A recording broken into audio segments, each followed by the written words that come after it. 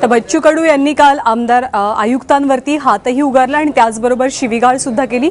या सगळ्या प्रकारासंदर्भात इतर आमदारांनी नेमक्या काय प्रतिक्रिया दिल्यात आपण पाहूया।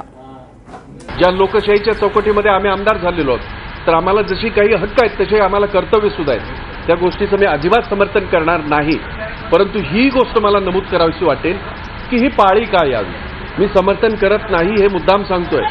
अधिकारी इतके माजलेले आहेत, इतके हे झालेले आहेत, बेताल झालेले आहेत की त्यांना त्यांची कर्तव्य आहेत। डीपीडीसी मध्ये असेल किंवा कमिशनरकडे ज्या काही योजना आहेत त्यांचं वितरण किंवा त्या योजना योग्य रीतीने राबवणं हे त्यांचं काम आहे आणि ते न केल्यामुळे कदाचित हा प्रसंग घडलेला आहे।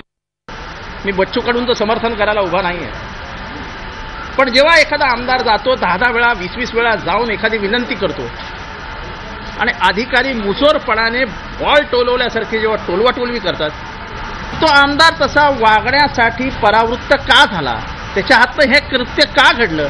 आमदार वेडा नाही आहे। 3.5 लाख लोकांच्या मतदारसंघातनं जेव्हा 50-50, 60-60 हजारांनी माणूस निवडून येतो तेव्हा त्यांनी कुठेतरी काम केलेलं असतं आणि 15 वेळा मागे गेल्यानंतर मी माझ्या मतदारसंघाला माझ्या माणसांना न्याय देऊ शकत नसेल तर आमदारांनी काय करावं हे एकदा आता त्याचं प्रशिक्षण वर्ग घ्यावा।